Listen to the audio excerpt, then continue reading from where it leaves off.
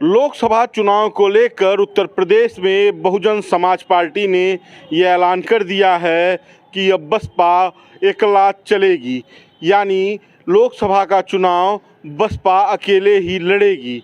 तमाम संभावनाएं, तमाम आशंकाओं के बीच अब बसपा सुप्रीमो का ये बयान कि बहुजन समाज पार्टी इस बार 24 का चुनाव अकेले लड़ेगी, इसको लेकर राजनीतिक गलियारों में चर्चाएं शुरू हो गई हैं। अगर बसपा अकेले लड़ती है तो उसके क्या फ़ायदे हैं और क्या नुकसान, इसी विषय पर हम आज चर्चा करेंगे। 2012 में बसपा जब सरकार से बाहर गई थी तो लगा था कि दोबारा बसपा सरकार में आएगी और उत्तर प्रदेश में अपनी जो पकड़ है वो बनाए रखेगी। लेकिन उसके बाद जब 14 का लोकसभा चुनाव आया तो जिस तरह से उत्तर प्रदेश में मोदी की लहर चली, उस लहर में बसपा ने अपने एक सांसद को भी सदन में नहीं पहुंचा पाई। उसके बाद ये अंदेशा लगाया जा रहा था कि 17 का जो विधानसभा चुनाव होगा उसमें कमाल कुछ कर पाएगी बसपा, लेकिन वो भी नहीं हुआ। बसपा तो हारी ही हारी, सपा भी हार गई और उत्तर प्रदेश में भारतीय जनता पार्टी ने पूर्ण बहुमत की सरकार बना ली। इस सरकार बनने के बाद और भाजपा का फिर से उत्तर प्रदेश में वापसी करने के बाद बसपा के जीतने के आसार कम से ही हो गए, क्योंकि उस तरह से जैसे उसके पहले के चुनाव में बसपा सुप्रीमो सक्रिय रहती थी, कार्यकर्ताओं से मिलती थी, लोगों के संपर्क में रहती थी, उस तरह का उनका संपर्क ख़त्म हो गया और बसपा में कोई सेकेंड लाइन का ऐसा नेता नहीं था जिसके ऊपर कोई भरोसा कर सके। इसलिए धीरे धीरे बसपा कमज़ोर भी होती गई। बसपा का जो मूल वोटर था उसे भी भाजपा ने अपने पक्ष में काफ़ी हद तक कर ही लिया है।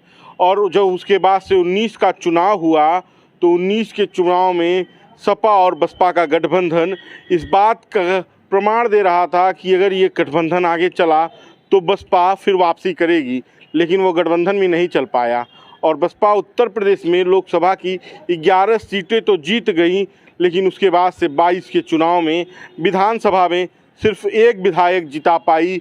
और वो भी लोग कहते हैं, राजनीतिक विशेषज्ञ कहते हैं, जो बड़े पत्रकार हैं लखनऊ की गलियारों में चर्चा करते हैं कि वो बसपा के बूते नहीं, वो अपने दमखम पर जीते हैं। और वो विधायक हैं बलिया की रसड़ा विधानसभा सीट से विधायक उमाशंकर सिंह।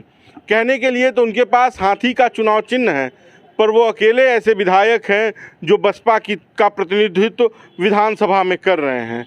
बाकी के जो 11 सांसद 19 के लोकसभा चुनाव में जीते थे उनमें से भी तमाम ने बसपा का साथ छोड़ दिया है। अब बसपा अपने प्रत्याशियों के तलाश में है, वो प्रत्याशी जो बसपा को नए ढंग से उत्तर प्रदेश में रीलॉन्च कर सकें। लोग कह रहे हैं कि बसपा सिमटती चली जा रही है और सिकुड़ती चली जा रही है और सीबीआई और ईडी के डर से मायावती भाजपा के पक्ष में काम कर रही हैं।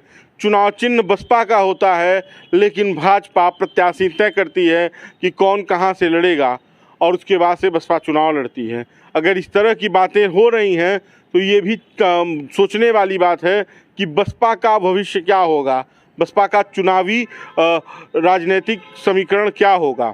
जिस तरह से बसपा ने दलित वोटों पर अपनी पकड़ बनाई थी, अब वो वोट किसकी तरफ जाएंगे। और 24 के चुनाव में अगर बसपा की स्थिति तो 19 और 22 की तरह रही तो फिर बसपा आगे क्या कर पाएगी। बाकी का बेधड़क खबर देखते रहिए। आपकी इस वीडियो पर क्या राय हमें कमेंट बॉक्स में बताइएगा। बाकी का बेधड़क खबर देख रहे थे, इस वीडियो को शेयर कीजिए। धन्यवाद।